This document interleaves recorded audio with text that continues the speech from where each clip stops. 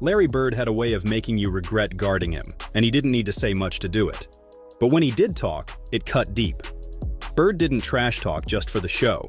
He did it to gain an edge, break opponents mentally, and let them know exactly what was coming before it happened. He wasn't just showboating, he was backing it up, play after play. Bird didn't need social media to go viral.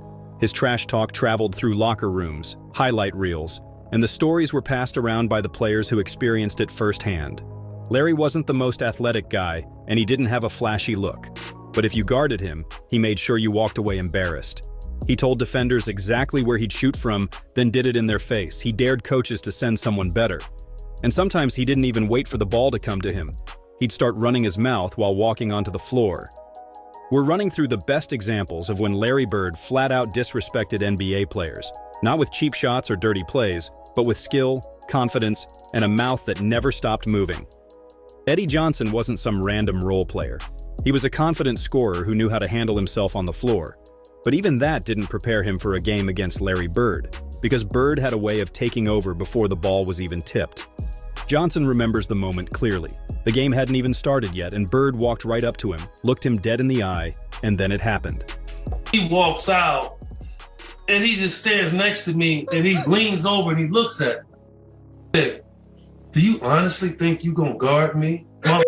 You all think this rookie gonna guard me? I'm gonna bust you up. He walks around, stands in front of me. He said, I'm gonna tell you something right now. I'm gonna wear your ass out. Game starts, and he's just wearing me out. He came down, he said, you talking all that junk. I bet you can't do this. That wasn't just a one-liner. It was a mission statement, and Bird followed through on every word. From the opening possession, he picked Eddie apart. No hesitation, no second guessing, just pure confidence, backed up by buckets. What made it worse was how easy Bird made it look. It wasn't loud or theatrical, it was efficient, cold, like he already knew what would happen. Johnson tried to keep up, but by the end of the night, there was no question. Mark Price was a technician on the floor, smart, unshaken, and automatic from deep. He wasn't the loudest guy in the room, but when it came to getting buckets, his game spoke volumes. Before the accolades, before the all-star nods, Price was just a young guard trying to prove he belonged among the league's best. That opportunity came during his first-ever appearance in the NBA's three-point contest. Surrounded by elite shooters, he sat quietly in the locker room, taking it all in. The event was minutes away, but something, or someone, was missing. Plan. My favorite three-point story of all time was my first time I ever competed. And of course, I don't know how they do it now, but they bring you in a locker room. You're all sitting there, kind of talking with one another, waiting for them to call you to go out. And Larry Bird was in the contest my first year, and everybody was in the room, but Larry wasn't there. And guys were kind of saying, anybody seen Larry? Whatever. And all of a sudden, right before we're supposed to go out, the door opens and Larry sticks his head in. And he says, oh, hey, guys, this must be the room for second place. That was Larry Bird, no warm-up, no trash talk build-up. Just one line, simple, cold, and devastating. Then he went out and backed it up, winning the whole thing like it was already decided. For Price, that moment wasn't about showmanship. It was about presence. Bird didn't need to talk himself up. He just walked in, told the truth, and made you live with it. Craig Alo prided himself on defense. He wasn't the fastest or flashiest guy on the court, but he gave his all every night. He was the kind of player who'd take a charge, fight through screens, and do all the little things coaches loved. And when he faced off against Larry Bird, he wasn't backing down. There was a night in Cleveland when Bird wasn't shooting the ball well in the first half. It looked like Craig and the Cavs might be getting the better of him. And as both teams walked off the court through the same tunnel, Craig saw a chance to get a word in. What followed was one of those moments that stays with a player forever. Larry Bird, he was not a nice guy. Matter of fact, there was one game in Cleveland where he was having a pretty rough first half, and in the old days in Cleveland, you walked off the court the same way at halftime, and I kind of puffed up on him and walked beside him and was like, yeah, you're 1 for 10. I was like, that's defense, and he just kind of looked at me and said, there's two halves. And he came back out and hit about 10 in a row on me, and the last one was left-handed, and he asked me if my mother was watching because he wanted to embarrass me. So, yeah, so he was tough. That was Larry Bird. He heard everything, remembered everything. And when he got back on the court, he made sure you did too. 10 straight buckets, capped off with a left-handed jumper, just for good measure. He didn't have to say much. He didn't need to yell. He just gave you that stare, said what needed to be said, and then torched you for the rest of the night. And for guys like Craig, that wasn't just a highlight. That was a reminder. You don't poke the bear, especially when the bear wears number 33 and has a jumper that doesn't miss twice. Rod Strickland didn't have a long history with Larry Bird. Their careers only briefly overlapped, and by the time Strickland was starting to find his rhythm in the league, Bird's body was already breaking down. But that didn't stop Larry from leaving an impression, even in just one play. There wasn't any build-up, no back and forth. Just a split-second moment in a regular game, and it stuck with Strickland for life. I wasn't around long because he was hurt when I was playing that first year or second year. But I just remember one quick thing. We were playing against him, and I think I stole the ball from him. And I just remember him turning around saying, "You little piece of." And I was like, that to me, that was Larry Bird. And I was so happy because I'm like, that Larry Bird told me you're a little piece of. You know what I'm saying? That's how it was with Bird. He didn't need a crowd to get going. He didn't need to be healthy. He didn't even need to be winning. All he needed was a reason, and that reason could be as small as a rookie swiping the ball. But that's what made it unforgettable. Even in that quick insult, Larry made it feel meaningful. He wasn't trash-talking just to get under your skin. He was acknowledging you in his own twisted, legendary way. For a young player like Rod, that was a badge of honor.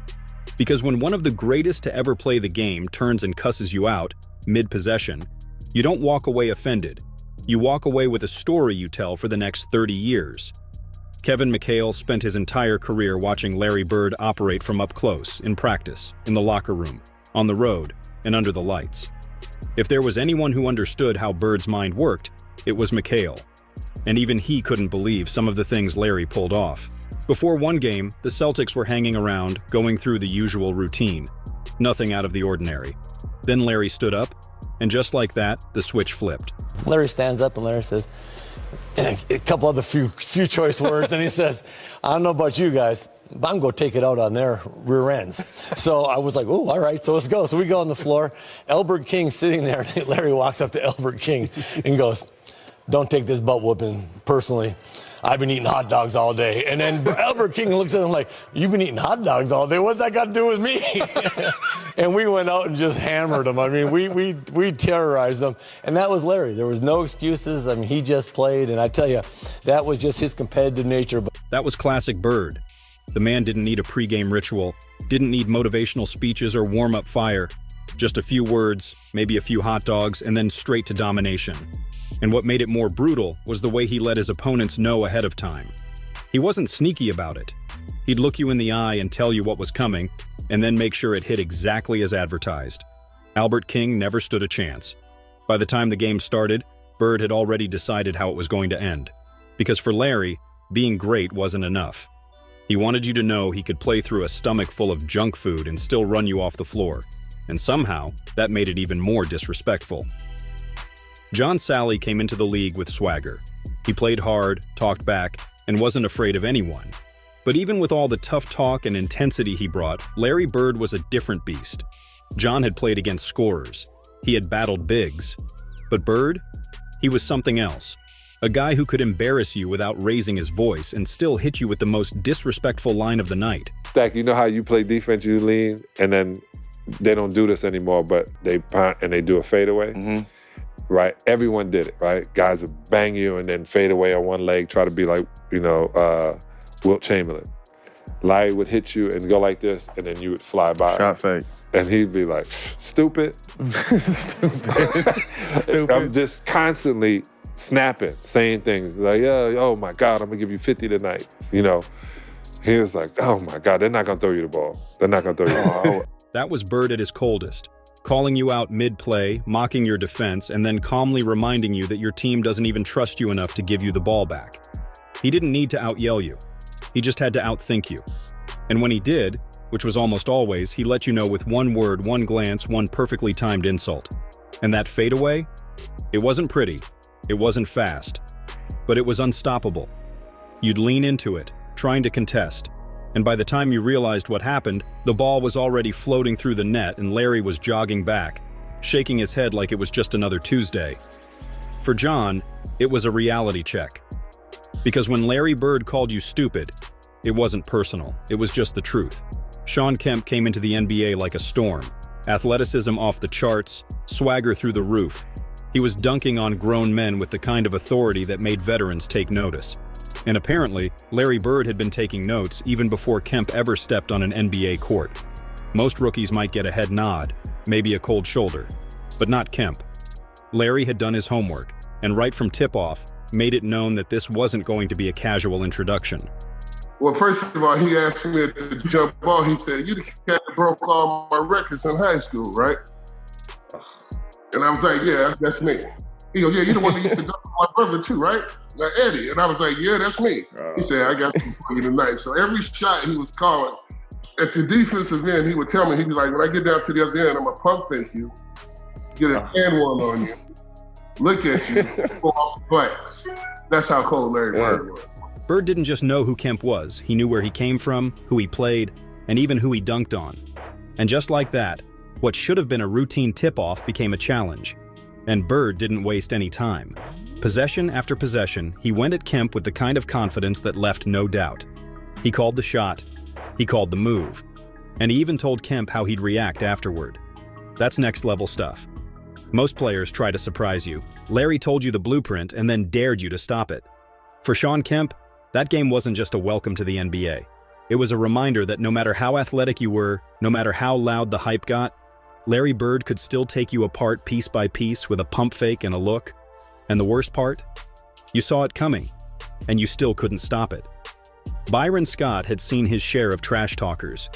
He played in the Showtime era, surrounded by legends facing legends. But even then, one guy stood out for talking just enough to get under your skin and backing it up every single time. Larry Bird wasn't out there yelling or screaming. He didn't need to.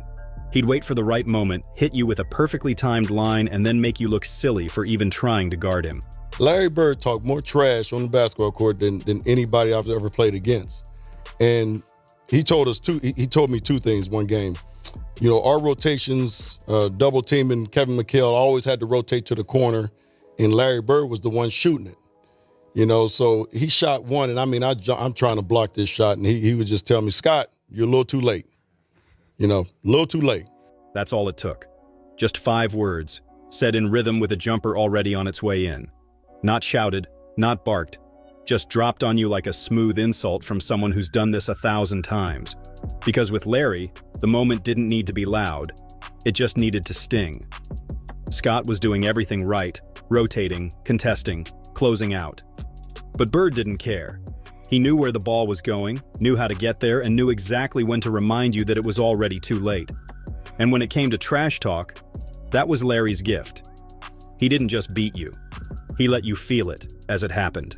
Dominique Wilkins was one of the few players who could match Bird bucket for bucket.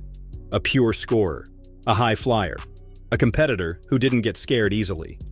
But even Dominique, as fierce as he was, had a moment where Larry Bird reminded him that scoring wasn't enough.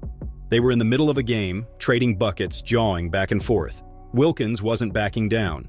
He made a move, got past Bird, went up strong, and delivered a dunk with authority. He thought he got the last word, but Larry wasn't done. And so the next play, you know, I'm pissed. So he comes out, he shifts to his right, and I jump. I said, I got him. And I'm pumping it by my hand, and I banged it on him, right? And he on the ground, he fouled me, and I'm pointing. And he said, "Hey, Rook." I'm like, "What?" He said, "I like you. You got balls." He said, "I'm still getting 30 on your ass tonight." He got about 37. Yeah. But I wasn't mad because I'm paying my dues. That's Larry, you know? Right. Yeah. That's Larry. No panic, no frustration. Just straight up respect followed by a reminder. You might win the battle. You might even dunk on him. But he's still dropping 30 plus by the time the buzzer sounds and letting you know about it as he does. And the wild thing? Dominique didn't even take it as disrespect. Because in Bird's world, if he took the time to talk to you, especially mid-game, it meant you mattered. And if he told you he was going to score on you, you could set your watch to it. Reggie Miller wasn't the type to stay quiet. He made a Hall of Fame career out of trash talk, clutch threes, and getting under people's skin. But even Reggie had to learn the hard way. Larry Bird wasn't someone you could mess with. It was a regular game. nothing out of the ordinary. But at the free throw line, Reggie decided to try something subtle, a little psychological edge, just a small move to test Larry's focus. I'm going to try to, throw off his rhythm, thinking I'm going to throw off Larry Bird's rhythm. And, as the official goes to give the guy the ball, you'll cross the lane, like, hold up, you'll cross the lane and, just try to ice the shooter a little bit. I did that once, and then I kind of did it again, right? So he gets the ball from the official, dribblers once. He's like, Reggie, are you freaking kidding me? Reggie, are you fucking kidding me? I'm the best shooter this game has ever seen. You think you're gonna be able to ice me as he's talking? Next one, wah. Damn. I walked to the other side, Kevin McHale goes, yeah, that was kind of stupid of you to do something like that, right? That wasn't trash talk, that was a reminder. Bird didn't just shoot. He announced it, hit it, and then made you feel like a fool for trying to stop it. And when Kevin McHale tells you it was a dumb idea, that's when you know you messed with the wrong legend. Reggie learned that day, you don't ice Larry Bird, you just give him the ball and hope he's feeling generous. John Stockton wasn't easily rattled. One of the most composed and cerebral point guards the league has ever seen, Stockton came in with tunnel vision and a high basketball IQ. But even he couldn't forget the first time he saw Larry Bird in action, because Bird didn't just play the game. He announced it before it happened. It was Stockton's rookie year, new team, new league, new speed. He was still trying to process everything, and then Larry walked into the gym and casually said something that stopped everyone in their track. I wasn't around Larry as much. I sure saw it. Even as a rookie, I came in. He walked into the gym and said, Coach, I think told our whole team, but to our coach, I think I'm going to have 42. How many do you have? He had 42 and then checked himself out of the game. No way. That's pretty impressionable for a young player. That wasn't a prediction. That was a blueprint. Larry didn't say it for hype. He said it because he knew. He didn't need heat checks. He didn't need a rhythm. He walked in, told you what was coming, and then delivered it like a scheduled package. For Stockton, it wasn't just impressive, it was terrifying. Because how do you stop a guy who's already seen the game before it's even started? Dennis Scott came into the league with a shooter's confidence and a personality to match. He wasn't afraid of reputations, not even Larry Bird's, but the thing about Bird, he had a different way of talking trash, low volume, high impact. Scott had heard stories, he'd seen the highlights, but nothing hits like learning firsthand. Bird was the only one that really kind of, in his soft-spoken way, when we talk about guys talking trash. Yeah. Hey, Rook, good to see you. Hey, great college career. I'm going to catch the ball. I'm going to pump fake. You're going to reach for it. You're going to get fouled. 2 tweets, you're going to have a seat. Lo and behold, Dan, he catches the ball. He pump fakes. I go for it. I reach. First foul. I come down court. Scott Skiles kicks me the ball. I shoot a 3. In your face, Larry Legend. Yes, I'm feeling good, Dan. He catches the ball again, catches it. My dumb self reaches for it again. Tweet, go have a seat. I see second quarter, Rook. It wasn't loud. It wasn't angry, but it was surgical. Larry didn't just predict the play, he narrated the whole sequence, then made it come true down to the final whistle. And when he told you to go have a seat, you didn't argue. You walked to the bench and started taking notes. Larry Bird didn't need social media. He didn't need viral moments. And he sure didn't need to scream to get your attention. All he needed was a basketball and maybe one sentence. Whether it was a one-liner to Mark Price before a 3-point contest, a death sentence whispered to Reggie Miller at the free throw line, or a subtle "see you later" to a rookie like Dennis Scott, Bird's brand of disrespect wasn't reckless. It was calculated. He didn't just talk, he didn't just score. He predicted, executed, and then let you sit with it. This wasn't just trash talk. It was a mental game. One where Larry always seemed 2 moves ahead. A cold look, a called shot, a moment that stuck with guys for years, even if it only lasted a few seconds on the court. And the craziest part? He made you laugh about it later, even if he dropped 40 on you that night. Because Larry Bird didn't just dominate the game, he owned the room while he was doing it.